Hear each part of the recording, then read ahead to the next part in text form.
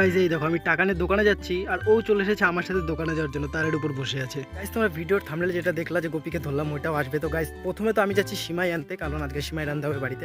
তো তারপরে ওইটা তোমাদের দেখাবো যে গোপী গাছকে কেমন করে ধরলাম। আমারও গাইজ সব কেনাকাটা হয়ে গেছে আর এখন যাচ্ছি বাড়ি। আর বাড়ি গিয়ে তো দেখি গোপীও চলে এসেছে গেটের ওপরে, তো দেখি ঘরে আসে কিনা। তো গাইজ ঘরেও চলে এসেছে গোপী, এখন রয়েছে ফ্লোরে। তো ওকে একটু ডাক দিই, কি পাকা বুড়ি আসবি, চলে আয়। তো গাইজ এখন মানে কম আছে, তো ওর জন্য আমি একটু লাইটও জ্বালিয়েছি আর চলে এসেছে গোপী হাতে। ওকে বসিয়ে দেবো আগে জাল নাই, কারণ গাইজ ওর যাওয়ার টাইম হয়ে গেছে, প্রায় সন্ধ্যা হয়ে গেছে। কিন্তু মানে ক্যামেরার লাইটও তো একটা বোঝা যাচ্ছে না। কি পাকা বুড়ি বাড়ি যাবি এখন, বাড়ি যাবি? তো গাইজ ওর সাথে যাওয়ার জন্য আরও 4-5টা পাখি আছে, ও হয়তো ওই পাখিগুলোর জন্য দাঁড়িয়ে রয়েছে। গাইজ ওর লেজটা দেখো গাইজ কেমন ছোট হয়ে গেছে। এই দেখো গাইজ এই পায়ের আঙুলটা ওর গাইজ ব্যাকা গেছে গর্তে থাকতে থাকতে, কেন জানি না কেমন করে থাকে ওই জানে ভগবান।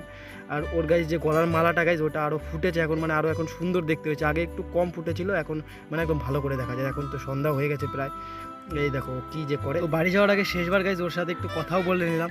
ও গাইজ পাকা বুড়ি সারাদিন বলতে থাকলো, সারাদিনই পাকা বুড়ি বলতে থাকবে। কি বোঝে পাকা বুড়ির জানি না। ছোটোবেলায় ওকে আমরা পাকা বুড়ি বলাই শিখেছি, ওর জন্য শুধুমাত্র এইটাই বলে পাকা বুড়ি। এখন তো হাতে রয়েছে, ওর দলের জন্য অপেক্ষা করছে যে কখনোই 3-4টা পাখি আসবে, ওকে গাছের থেকে ডাক দেবে আর উড়ে যাবে। ওর জন্য ওর হাতের উপরে এসে বসে রয়েছে, দেখা মাত্রই চলে যাবে। তো গাইজ গোপী রয়েছে আপাতত জানলার উপরে, কারণ ওর যাওয়ার সময় হয়ে গেছে, সন্ধ্যার দিকে বেশি যায়। এখন প্রায় বাজে হচ্ছে 5:30টার মতো। মানে এদিকে তো দেখো তো বোঝা যাচ্ছে না, কারণ ক্যামেরার লাইটে বেশি লাইট মনে হচ্ছে ওর জন্য। তো একটু পরে চলে যাবে, ওর জন্য বসে গেছে জানলার উপর। মানে ও বাড়ি যাওয়ার আগে জানলার উপর এরকম বসে, যে এখন যেরকম বসে রয়েছে এরকম। আর গাইজ এই যে ক্যামেরা দেখে চলে এসেছে, এই যে এখন চলে এসেছে আমার পায়ের ওপরে, এই যে এইরকম। আর হাতে উঠে যা। ও গাইজ চলে গেছে মেশিনের উপরে পুরো। দিক থেকে। তো গাইজ ওকে একটু উড়িয়ে দিই।